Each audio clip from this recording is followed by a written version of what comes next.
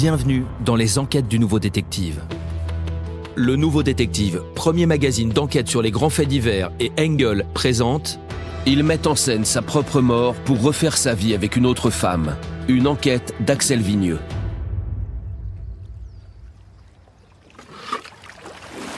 D'une impulsion de pagaie, le voilà parti.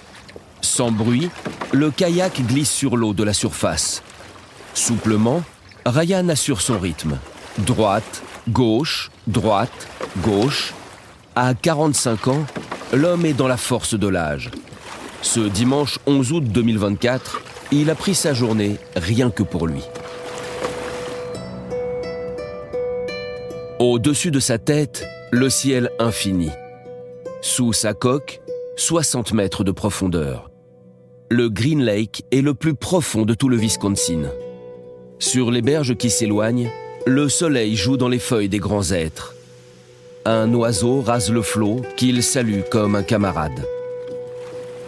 Les heures passent.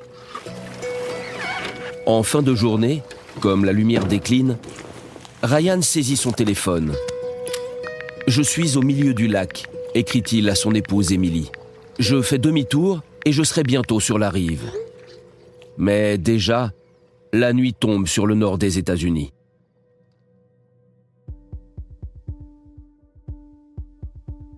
Son portable cesse brutalement d'émettre. Ne le voyant pas rentrer, sa femme s'inquiète. Elle alerte la police qui se rend sur place. Le véhicule de Ryan est bien là, sur le parking, avec la remorque du canoë. Mais lui n'est nulle part. Comme si le lac l'avait avalé. Où est passé Ryan Bogwart? Le shérif prend immédiatement l'affaire très au sérieux. Un suicide? Le scénario tient mal. Bon père et bon paroissien, Ryan a tout pour lui. 3 beaux enfants et 22 ans d'un mariage réussi. Mais alors quoi d'autre? Une noyade? Le lendemain, aux premières lueurs du jour, la triste hypothèse finit par s'imposer. Vers 10 heures, le shérif du comté convoque la presse pour faire un point sur la situation. Malheureusement, nous n'avons pas encore retrouvé le corps de Ryan.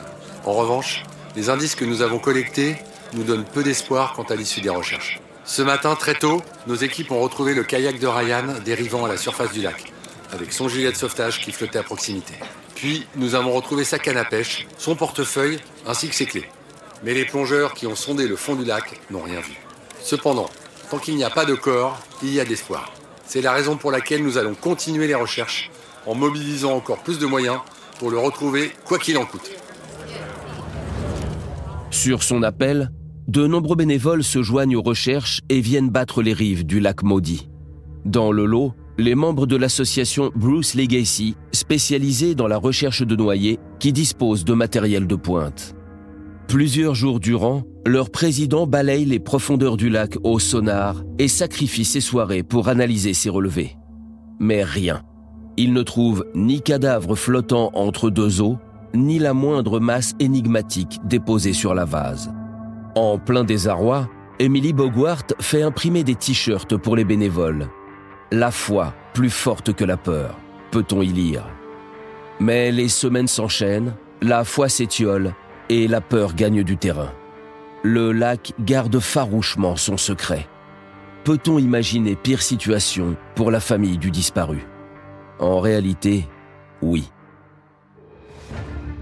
Le 7 octobre, les autorités canadiennes contactent la police américaine. Ce Ryan Bogwart, elles l'ont dans leur fichier puisqu'elles l'ont contrôlé à la douane le 3 août précédent, c'est-à-dire 2 jours après sa supposée noyade. Plutôt suspect, non? À Green Lake, le shérif n'en revient pas. C'est impossible. Il a le passeport de Bogwart sous les yeux. Mais vérification faite, il s'avère que l'homme en avait déclaré la perte pour le faire renouveler en cachette de sa femme.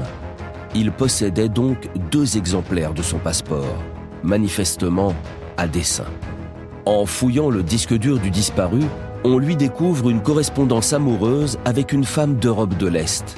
On découvre également dans ses comptes des virements suspects vers l'étranger.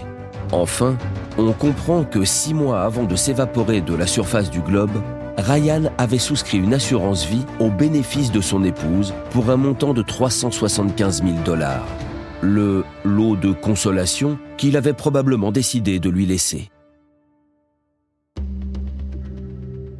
Au fil de l'enquête, il apparaît bientôt que le papa modèle avait réglé tous les détails de sa mort factice, jusqu'à la mise en scène sur le lac le plus profond de la région. Ulcéré d'avoir déployé autant de moyens pour rien, le shérif prend la parole devant les caméras. Ryan, on sait que tu es vivant. Si tu regardes cet appel, je t'en prie, contacte-nous ou contacte ta famille. La vidéo est très largement diffusée sur les chaînes de télévision et fait le buzz sur les réseaux sociaux. Depuis l'Ouzbékistan, une femme à l'accent slave ne tarde pas à répondre et transmettre une vidéo où l'on voit le prétendu noyé en pleine forme. Bonsoir, je m'appelle Ryan Borgwart. Nous sommes le 11 novembre, je suis dans mon appartement, en sécurité, tout va bien. Oui, toute cette histoire était une mise en scène. Je suis désolé pour la peine que j'ai fait à ma femme et mes enfants, et pour toutes les équipes de police et bénévoles qui se sont mobilisées pour me rechercher. Mais c'était le seul moyen pour que je puisse vivre pleinement mon histoire d'amour avec ma nouvelle compagne.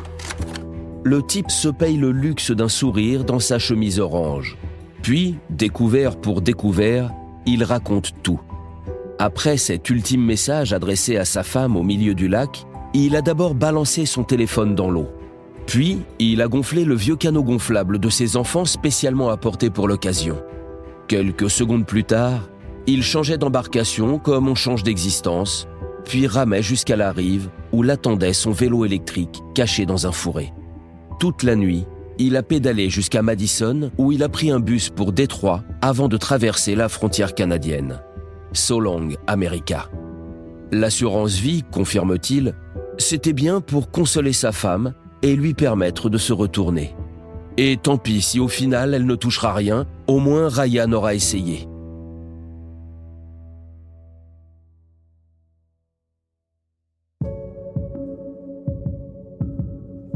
Quelques jours plus tard, le shérif lui a répondu par conférence de presse interposée. Vous le savez tous, Noël approche. Alors quel meilleur cadeau pourrait-il offrir à ses enfants que d'être là pour les fêtes avec eux ? Puis, se tournant vers l'objectif de la caméra, Ryan, je sais que tu regarderas cette vidéo.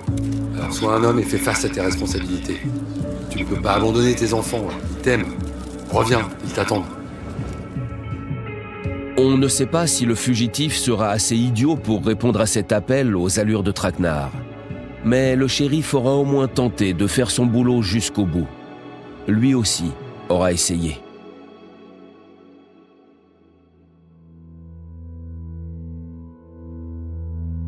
Pour ne rater aucun épisode, abonnez-vous à notre podcast sur votre plateforme d'écoute et retrouvez tous les mercredis nos enquêtes dans le magazine Le Nouveau Détective. Nos podcasts et nos enquêtes sont également disponibles sur lenouveaudétective.com.